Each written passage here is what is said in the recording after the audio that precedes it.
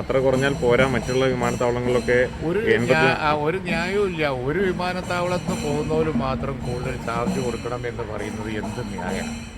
കണ്ണൂരിൽ നിന്നും അതുപോലെ തന്നെ എറണാകുളത്തു നിന്നും ബാക്കി എല്ലാ സ്ഥലത്തും ഇന്ത്യയിലെ എല്ലാ എയർപോർട്ടിൽ നിന്നും ഒന്ന്, കോഴിക്കോടിന് മാത്രം വ്യത്യാസം. അതുകൊണ്ട് തന്നെ അത് വ്യത്യാസപ്പെടുത്തണം, അതിൽ യാതൊരുവിധ അർത്ഥവുമില്ല. അതുകൊണ്ട് നോർമലാക്കണം, മറ്റെല്ലാ എയർപോർട്ട് പോലെ ആക്കണം, അതാണ് അതിൻ്റെ ആവശ്യം. ഇത് ഈ സംസ്ഥാന ഹജ്ജ് കമ്മിറ്റിയുടെയും മന്ത്രിയുടെ ഒക്കെ ഒരു ഇതുകൊണ്ടാണോ ഇതിങ്ങനെ ഒരു നടപടിയാവാതെ പോകുന്നത്?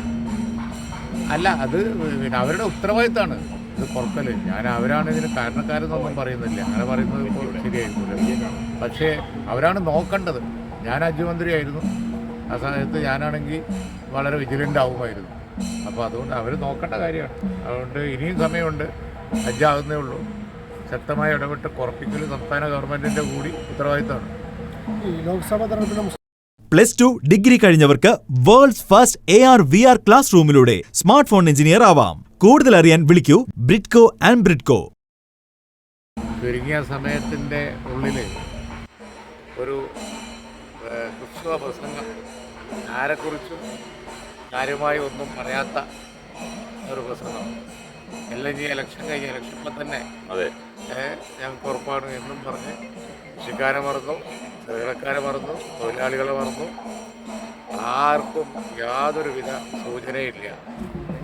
തെരഞ്ഞെടുപ്പ് കഴിഞ്ഞ് ഒരു BJP ഗവൺമെൻറ് വന്നാൽ അവരെന്ത് ചെയ്യും എന്നുള്ളതിനെക്കുറിച്ച് ജനങ്ങൾക്ക് ഒരു ധാരണയില്ല, പ്രത്യേകിച്ച് ചെറുകിടക്കാർക്ക്.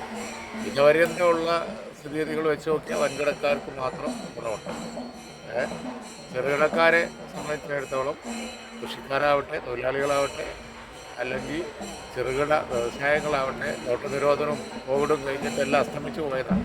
ഈ തിരിച്ചു വരവ് വളരെ അസാധ്യമാണ്. അപ്പോൾ എന്നിട്ടും ഈ ബഡ്ജറ്റിൽ അതിനെക്കുറിച്ചൊന്നും യാതൊരു സൂചനയില്ല. വളരെ മോശമായിട്ടുള്ള ഒരു പ്രഖ്യാപനമാണ് ലോക്സഭയിൽ ധനകാര്യമന്ത്രി നടത്തിയത്. ഈ ഒരു പ്രതിപക്ഷം അടിയന്തര പ്രമേയത്തിന് നൽകിയ നോട്ടീസ് ഇപ്പോൾ അനുമതി നൽകിയിട്ടില്ല. അപ്പോൾ പ്രതിപക്ഷ ഭവനം സഭ നടക്കുകയാണ്. അല്ല, അത് അവിടെ നടക്കുന്ന കാര്യം എനിക്ക് ഇവിടെ നിന്ന് പറയാൻ കഴിയില്ലല്ലോ. അത് അവിടെ പിന്നെ ഞങ്ങളുടെ പാർട്ടിയുടെ ആളടക്കം ഉള്ള MLA-മാരുണ്ട് അവിടെ. അത് കഴിഞ്ഞതിന് ശേഷം നടക്കുന്ന സഭക്കകത്തുള്ളത് അവിടെ പറയുന്നില്ല, എനിക്കറിയുന്നില്ല എന്താ ഉണ്ടായിരുന്നത്. ആ സഭയിലില്ലല്ലോ. ഒരു പ്രധാന വിഷയം ഈ ഹജ്ജ് യാത്രാ നിരക്കാണ്. അത് 21 ലക്ഷത്തോളം സന്തുഷ്ടരായ ഉപഭോക്താക്കളും 2 ലക്ഷത്തോളം തിമിര ശസ്ത്രക്രിയകളും പൂർത്തിയാക്കിയ മലബാറിലെ ഏക കണ്ണാശുപത്രി Al Salama eye hospital, hospital road, Perinthalmanna.